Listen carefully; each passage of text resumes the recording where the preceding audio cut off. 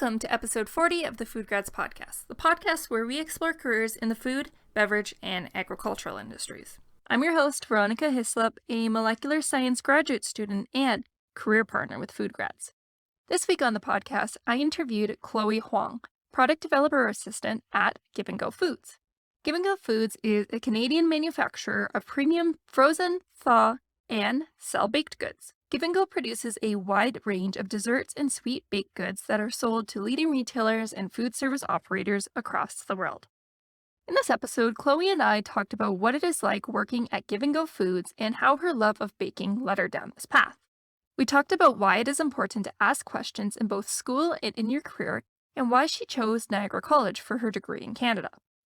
Chloe also talked to me about her transition from college to the workforce and how she managed to stay positive during this time she was applying for jobs by learning from each new experience.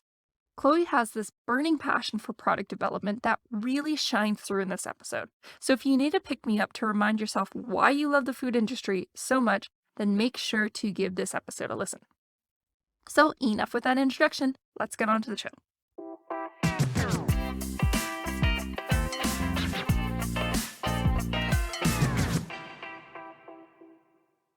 Chloe, thank you so much for coming on the show. I'm really looking forward to this conversation and just knowing more about you because you seem like you have this bright energy to you and this hardworking mentality, and I just want to bring it out on the show. So thanks for coming. Thank you so much. It's really my honor when I can share my story with people. I will try my best. Well, I think that if you are so willing to share, I'm 100% positive we're going to get something good out of there. Let's just get started and let's talk about what you do right now, and then we'll kind of talk about the journey going there. So could you tell me more about your role at Give & Go Foods and what you do there? Okay, I think the Give & Go Prepare Foods is one of the companies which people all know about it if we in the food industry. But just to be sure for people who not really know about it, so the company is under the Mondelez International umbrella. So we as the one of the top sweet baked good provide in North America. And people will know us about the 2 by Kimberly cookie and cupcake and create a treat like a many product you can see at Costco or Walmart or any grocery store. So right now, my current position is food product developer assistant, and I just started last year, right after I graduated, and I'm still new for the company. But yeah, I have really learned a lot from everyone here.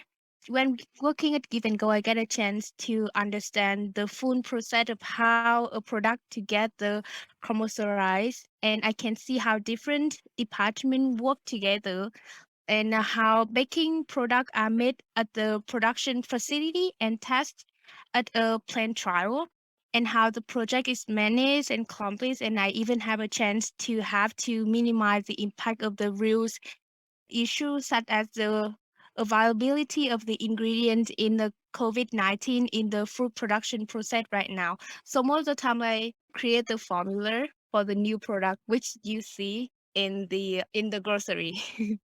That's what am I doing. Oh my gosh, that is so cool. I have a sweet spot, yes, pun intended, for some of the products, and I'm very familiar with them as someone who I feel like Give & Go has been really big as well, growing up Canadian here, that they're kind of that party food that you would bring. And there's something a little bit magical about creating sweets and baked goods that I just don't think you get from other products. So it's really cool that you are able to work on these types of things. Yeah, that's what I feel too. I love it so much. With you saying that about what you love about it, is there just anything that you would like to share that why you do love your job? Well, first of all, before starting everything, I love cooking and baking. I love it. I love to spend time in the kitchen. I love to create the food. Like it's one of the way to have me to release my stress. I'm just happy in my zone. I'm happy with that. So I'm doing this job. I have a chance to baking, but it's increased a lot of the skill like problem solving, and you have to be really creative. That's the one I love in this job because you don't know what happened when you're doing the formula. That the texture, the flavors, everything is changed just because you're changing a little bit of thing. Baking and cooking is not only just like you follow the recipe, it's also related to the chemistry, the biology. There's a lot of things in there, and you have to think about it and you have to try to figure out like how to make the best thing. I love it because I can be creative, I can be doing a new thing every day. Wow, that sounds really nice. And what I'm wondering too is in terms of, because one of the things that is a big difference that I've been told, at least for like food manufacturing, is even though you can do like a small batch in your kitchen and all that, that things don't work out the same way once you go into the large scale. Have you Yeah. ever like had some of those problems when you were working? It's happened all the time. It's really happened all the time. So when I'm studying at Niagara, I have a chance to work at research department at Niagara. So a lot of food company which don't have the R&D department, they will come to Niagara. So we fix that problem. We create the product for them.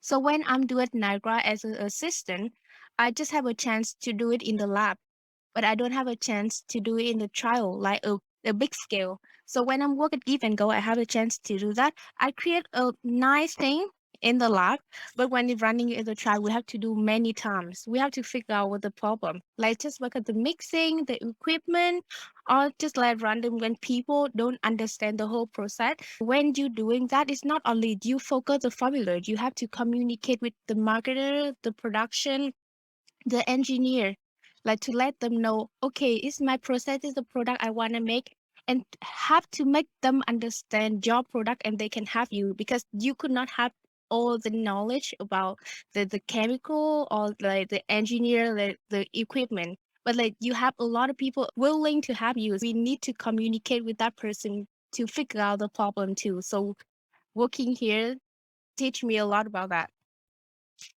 Did you find it hard when you first started working communication? Because I know for some people it can be really difficult to, ask questions, especially to people you don't know, or especially if you're in a new role. Like you don't want to seem like incompetent, even though you really don't know. So did you find that a struggle, or did you just get at it?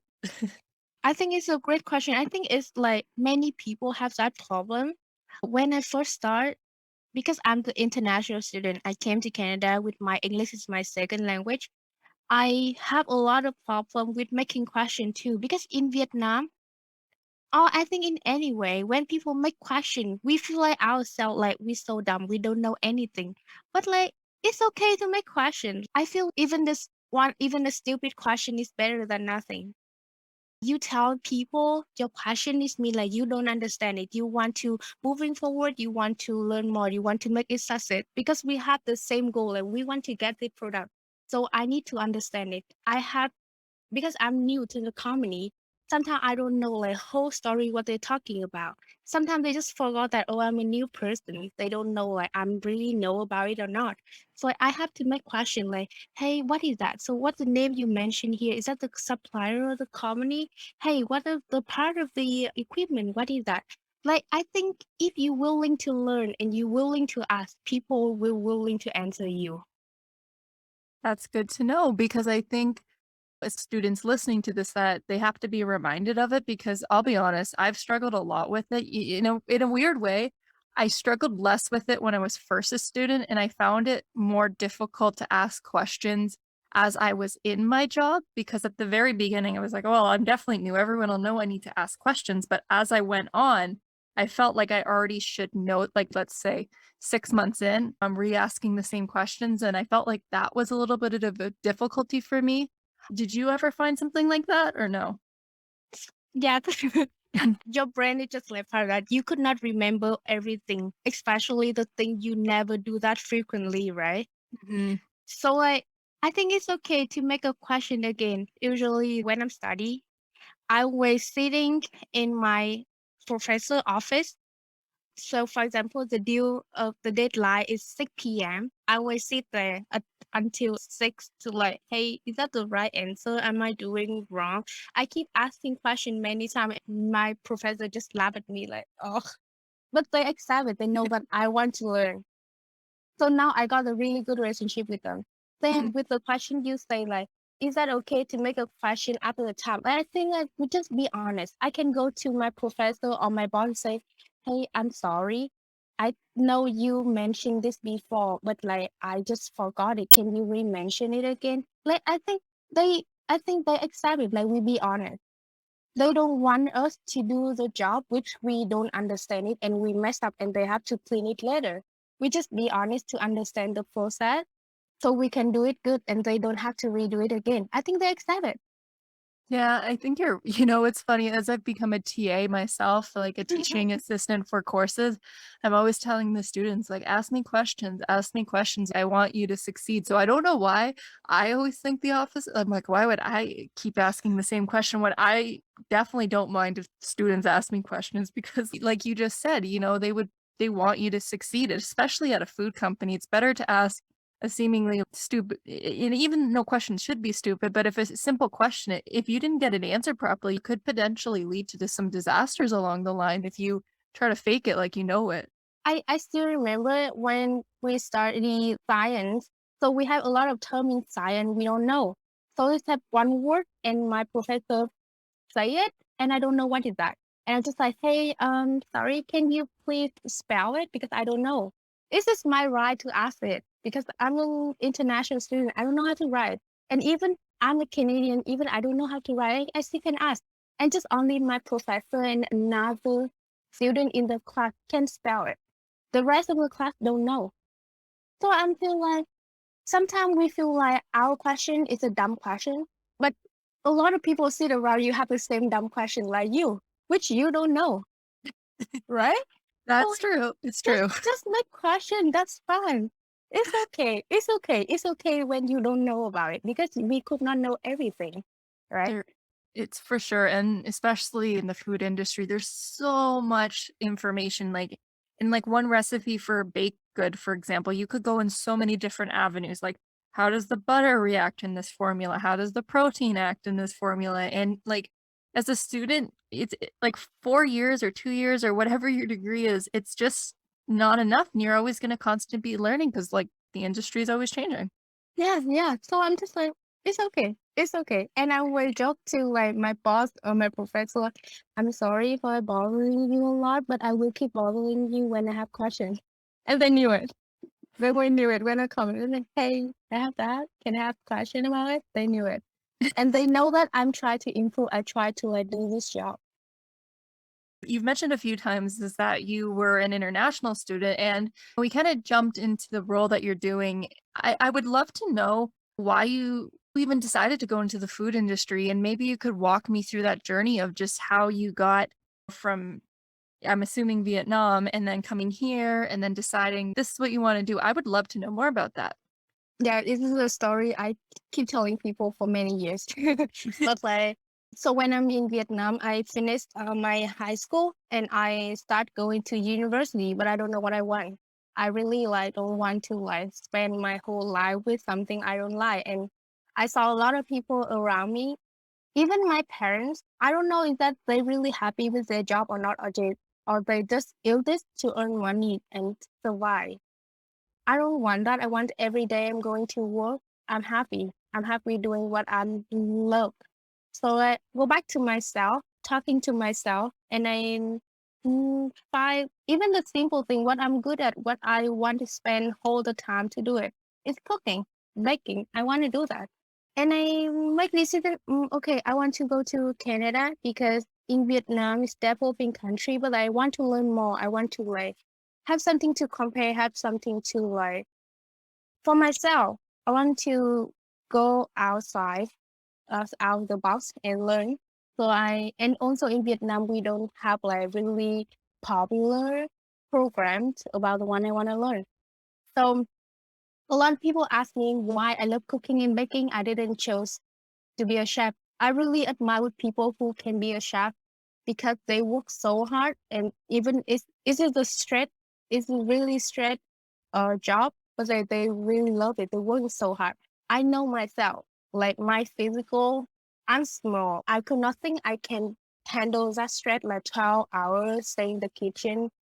I could not do that. But Yeah. I want to follow something still related to food. So I'm just go with like food industry. I'm not even know that we have the program for food developer because they don't popular in Vietnam. It's not popular in Vietnam. So I just go. So actually I got the letter acceptance from Western University when I just first came to Canada. And I studied English at Western because my English at that time is so bad, even now. So I studied at Western. And even I finished the English class, I can go to directly study the program, but I'm still scared. I'm just like, oh my God, I don't know, can I handle that academic thing? Because I know myself, I prefer something hand-on. So I'm just like, okay, step by, I can go to college. I will slow, but I want to be just step by step, but don't want to waste money for 4 years in university. And I realized that I don't love it. So I'm applied to Niagara. And I think it's a good choice because Niagara have me to try everything, like be a QA, food developer, or in the micro. I try all of them and I figured out, okay, I love to be a food developer. So I just keep going. If everyone, when they ask me like, okay, how you can like be happy like that, I'm saying just do the one you love. A lot of my friends study abroad and they still go back to Vietnam and they saw me with all of my social media and they said that, okay, why like you always happy like that? I really wish that I can be happy like you. Just pick the one you love. That's amazing. Honestly, I really commend your courage to be able to do something like that. When I was deciding on my college, and well, at one point I was deciding between college and university, and I could not have the courage to go abroad. It was something that I was scared of doing, and I don't know if it was to my detriment or maybe it's not. I'm pretty happy with the path I've chosen, but to have the courage to go across the world to a new country, and really think about what you would enjoy. Like that takes a lot of introspective of just thinking about things. And I don't know, I just I can't keep help but saying like it's a really courageous story. And it's nice to hear that your friends have also noticed that you haven't regretted this choice and you're actually like genuinely enjoying it. Yeah, I think it's really good choice. Like even for the beginning, my mom doesn't like when I moved from university to college because in their mind, like university is still better than college, but it's different than here, right? It's Mhm. have a lot of problem with the family and try to explain to them. But it took me 3 years to let them know that it's my choice, a good choice. If I keep believing that, if I keep doing it, because I believe I can do that. I believe I'm doing what I love. So it's you will get it if you keep following it. We've been talking about Niagara College, but, we actually didn't actually say what program it was, explicitly. Oh, Yeah, so, like, maybe just talk about what the program is and, like, why you ended up choosing Niagara. yeah. So Niagara, this program is Culinary Innovation and Food Science Technology. So I still learn about the culinary. I still learn how to bake, how to cook, but I still learn about the other side, about the QA, the HACCP law, and we have to create a new product, the product developer. We still have to do micro bacteria, a lot of things. We do all of that. So it means like I sometimes I feel like I'm studying double degrees, not just like a advanced diploma. But I really enjoy the time in there. For my graduate degree, like, my degree name is molecular science, but it's just, like, this really broad term. I study food emulsions, so for me, I'm a little bit of a physicist rather than a chemist, but I've always talked to anyone, when it comes to food science, it's one of the broadest but amazing kind of industries. So I know that you talked about culinary and it wasn't explicitly food science, but you're right. There's so much to food. There's that micro component, there's the chemistry, there's the physics of things, there's the HACCP, there's like it's just all encompassing. So it does, I could imagine, feel like double degrees. Yeah, I think like for the beginning, I think like why is have culinary innovation here? Because a lot of my friends pick this program, they not even know how to fry the egg, but like after that they know how to cook a lobster. But I think the thing they add the culinary in the program because when you making the stuff in the lab, if you have a little bit of culinary skill, it will help you a lot. You will see the difference. You will know like what is the faster way, what is the easy way to do it because you have the experience about you have the culinary skill before, so it help you do it faster. If you do a food developer, that's what I think Niagara want to build a person not only like know about like old science, also know about how to make a good food and make the work is easier. So tell me, when you said that you liked baking and that was kind of a thing, what type of baked goods did you make? Because they're kind of broad.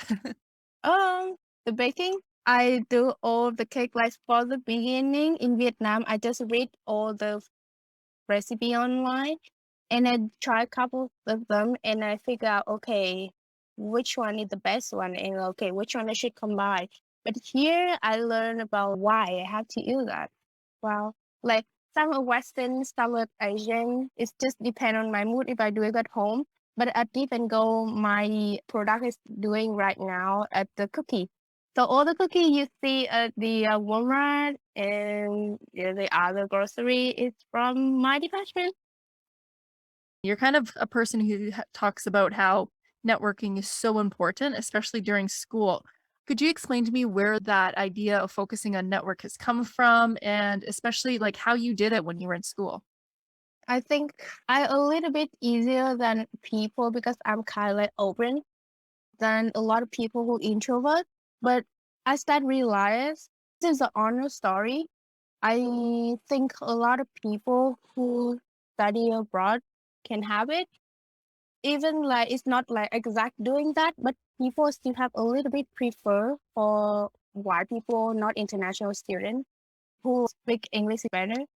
So I feel like no, I need to jump in there. I need to show for people like I can do it too. I'm not just come here for nothing. I have the knowledge. I want to show myself like I did that too. It's not just like show up nothing. I have something, so I want to show to people. So I want people to respect me. I think that the first thing come from me. I want to try my best, and the second, I feel like the communication is really important. First of all, I came here for no one else. I don't know anyone else around me. It's a new country. It's a lot of new things I don't know. And people who stay here longer than me, they have more experience than me.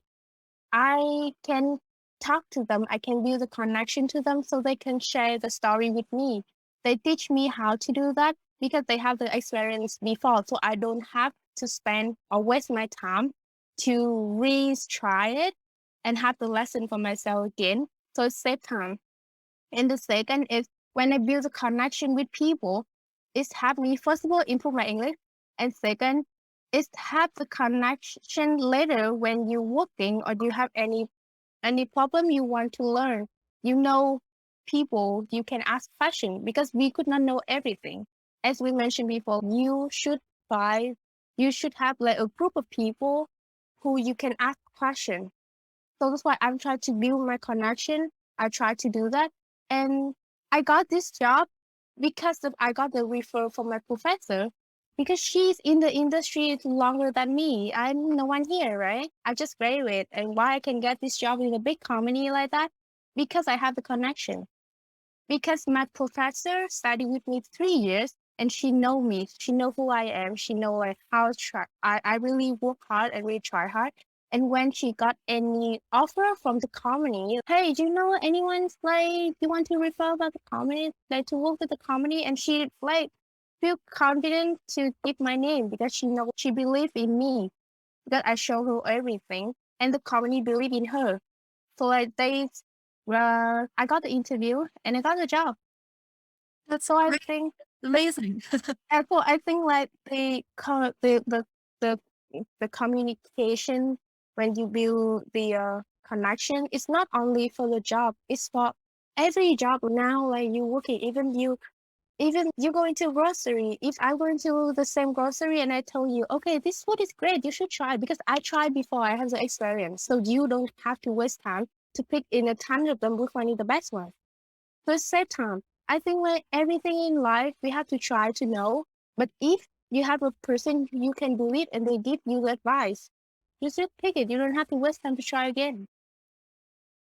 That's great advice, and, I might be starting to age, I don't know, but as I get older, I start to really I've been thinking about things that I've learned over time because I'm getting on the older end of being in school, and I really have come to really embrace some of the advice that I've been given, and now I can see the perspectives of why someone would give that to me, and as well, one thing I have to highlight with what you're mentioning is that you got the referrals through one of your professors, and I think that students might not realize how important I always advocate on the show, network. Honestly, one of the best places to start is just focusing on your school with your professors.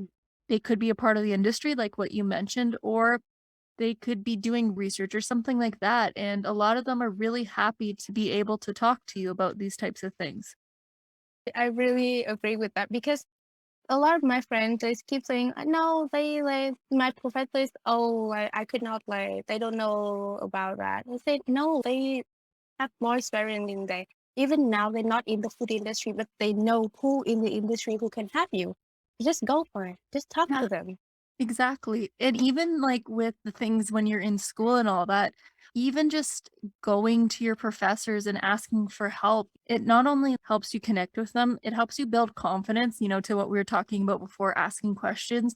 Get comfortable asking questions to your professor. A lot of times they have office hours and no one ends up showing up, so sometimes you can have, like, a free reign of them for, like, a full hour because that's what they're there for, and Yeah. it's a lot less intimidating because your professor is gonna be there for depending on your program, sometimes they teach multiple years, but for sure at least 4 months, and some of the most memorable things experiences I've had through university is just, talking with my professors and learning about the cool stuff that they do. Yeah, yeah. I think like it's great.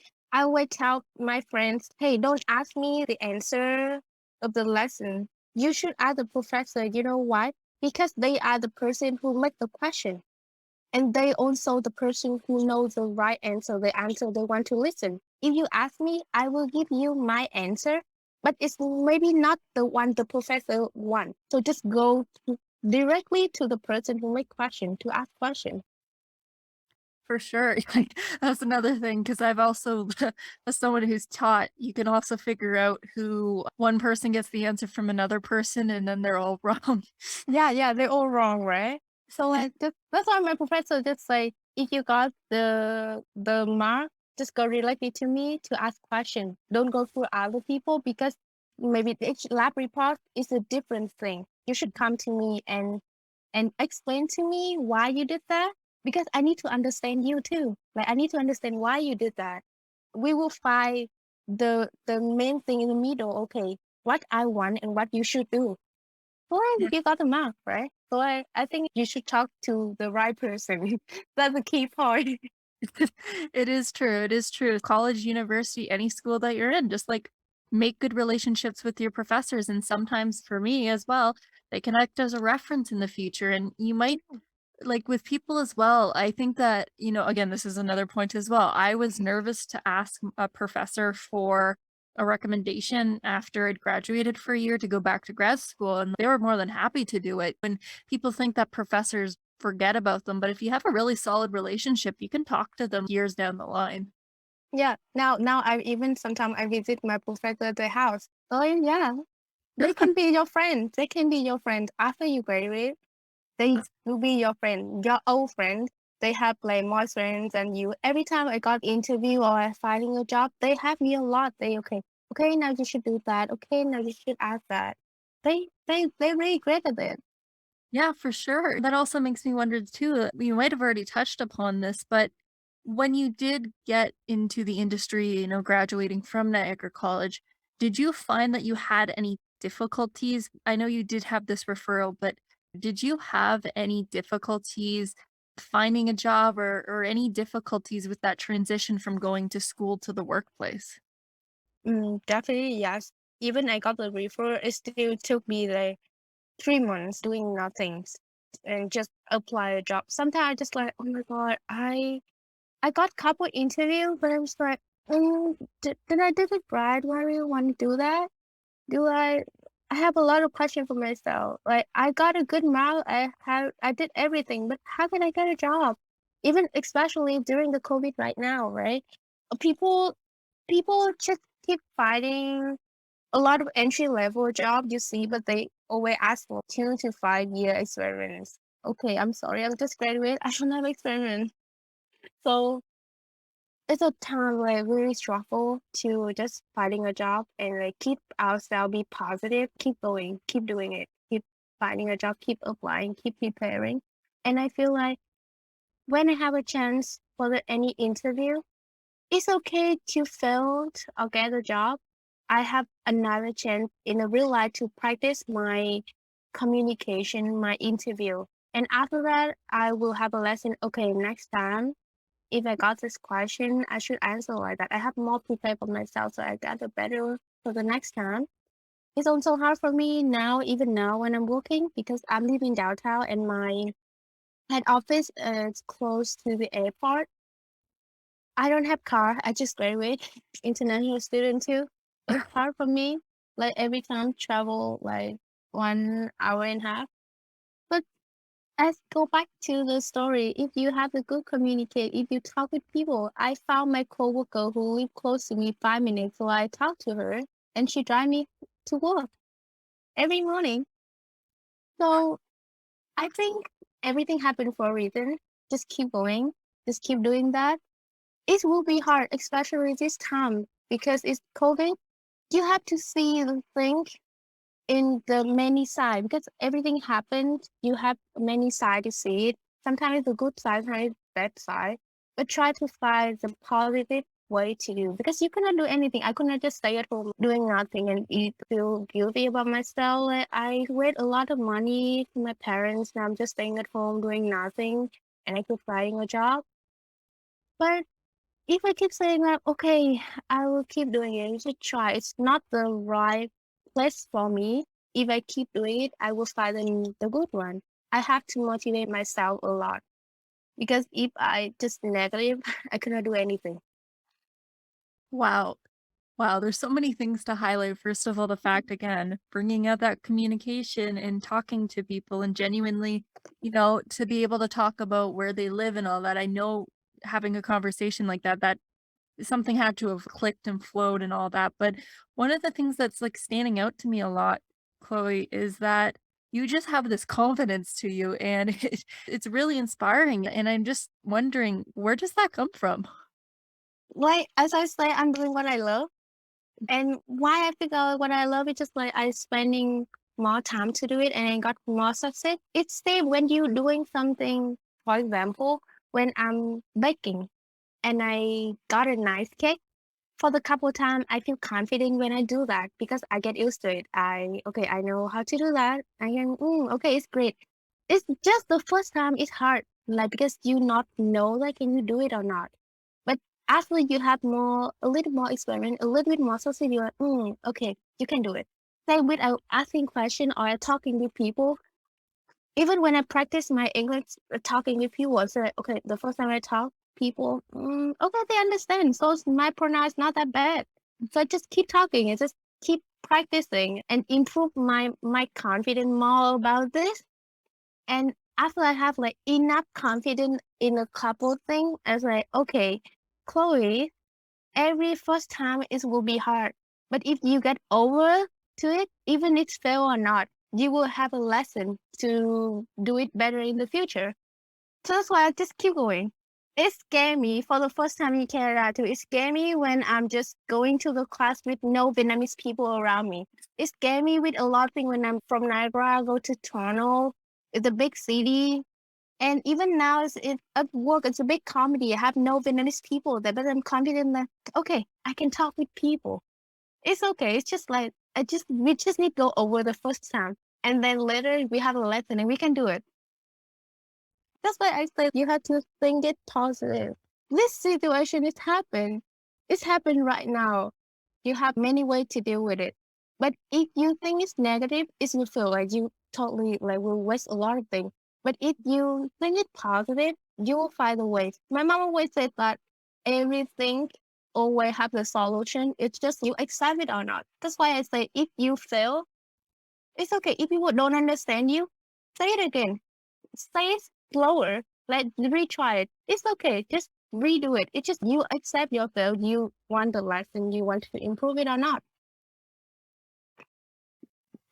Wow, there's so much to unpack with that statement. Again, it's just I don't even know what to say because I feel like what you've been saying so much, you've been leading this conversation in a positive energy that I think that honestly, I've kinda haven't heard for a while. I feel like with everything that has been going on, a lot of people have been very negative about a lot of things, and just hearing someone who's so positive about what they're doing, taking every situation, looking at it from a different perspective, and I know that, we're recording the podcast right now, and, probably there would be times that, yeah, you did have that maybe you had, like, a downtime, but it seems as you go down, you bring yourself back up and try to learn from your experiences. Because, for example, you were mentioning about the interviews, not hearing back or maybe not doing well, you were using it to improve on the next one. Would you maybe be able to talk about something that happened in one interview that you were able to learn and grow for the next one? I'm new, so I don't know what question they will ask me in the interview because each interview is different. So first of all, if I got in the interview, okay, the positive thing, I have the question, so I can have something to prepare in the next interview. This is the first one.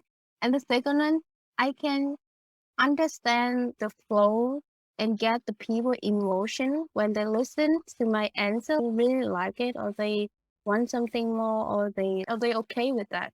And so I know that okay, later I can change or keep going or just speak a little bit or just focus on what.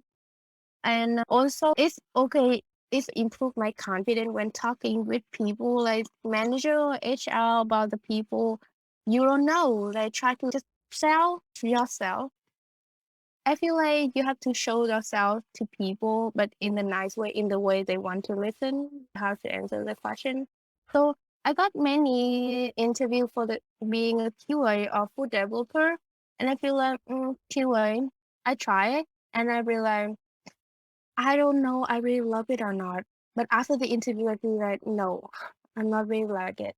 And I talked with my professor, hey, please, I know you like me so much, but don't refer me for some job like that. I know it's waste time when you just give me for other people who need it more than me because I want to focus on food developer. Like I really like what I love.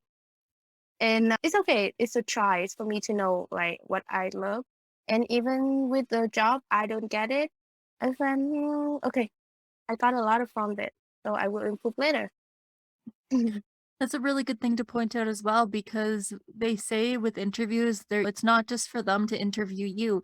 It's also for you to figure out if you would be a good fit for the company because if you feel that already off the bat you get a bad vibe from the interview process, it's really a big flag that you probably won't like that role because something in you just says that this isn't right for you. So it's good to just learn from that experience and take it and even a bad interview can be a good learning process. Yeah, I think like actually we got a lot from the interview, even it's fail or not, because like we talking with the people who good at that, like the HR or like the manager about the job. So they spend time, expert people spend time to talk with you to ask you the question which you should know later in the future. You should answer it. So like they just prepare the question for me, so I know. Okay, I should prepare the question. I should prepare the answer for it. So later, if I got the question like that, I'm ready because I got the first time already, right? Not Mhm. scared anymore. Well, it's always a little bit scary, but it just gets you a little more accustomed to how each person kind of goes. Yeah. So we are coming to the end of the show, but I know you've given tons of great advice. But if I was to ask you the question, if you could only give one piece of advice for students looking to go into the food industry, what would that be? Please find something you love and follow it because every success is always start with a dream. So just follow with the one you love and be clear with the heart and the mind. It's about to like earn money for your life, not like follow for nothing, but just follow the thing you love and try your best and you will get it. I like that. And I'm going to leave it there because I want people to really just take that in what you just said because I think it's a great advice. And I think with your journey so far, it's really been a testament to the courage that you've taken to follow that. And, I can tell from this conversation that you really do love what you do. So Everyone, you gotta listen. So, with that, thank you so much, Chloe, for coming on the show. This was like a really positive boost that I needed, that I just wanted. I don't know. I'm coming out of this conversation more pumped than ever and just really reminding myself about what I want to do, like graduate school and all that, just hearing your ambitions. So, before I let you go, could you let us know if people wanted to find you, where could we find you? They probably can find me on LinkedIn. If they want to contact with me, I will check my phone like every time. So just like text me because I will check my phone. Okay, well, you heard it there. So once again, thank you so much, Chloe, for coming on the show. This hour was really nice and just a lovely way to get some positive energy that I think we all need. Thank you. Thank you so much. I know like I don't have more experience in the food industry than a lot of manager, HR, like or other people, but I think I can bring people a little bit motivation for what they are doing because we are the same journal. We just keep doing it, right?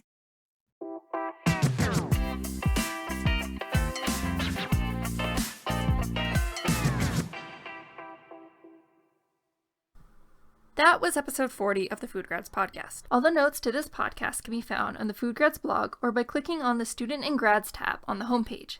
There you can find any notes to past or future episodes. Do you know anyone you would like me to interview on the show? Perhaps yourself? Or maybe a specific career path you would like me to explore? Then reach out to me and let me know.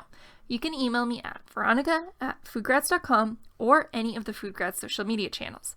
Hope to hear from you. Wow, hearing Chloe talk about her career journey so far is so inspiring. You can just hear how passionate she is about product development and just how much it excites her. I love how she lives by her words of going out and talking to people and not being afraid to ask questions. It takes a lot of courage to do what she has done, and I'm excited to see what her next steps are in her career journey. But after talking with Chloe, I think it really demonstrates how you can get farther in not only your career, but just in life in general by asking questions, being curious, and just moving forward. After talking with her, it really just got me so fired up about my own thesis and just going for it. So I have to say, Chloe's positive energy is infectious, and I hope you too are fired up to do some great things after listening to this episode. Anyways, that's it for this week's episode. Thank you everyone so much for listening, and I will see you next time.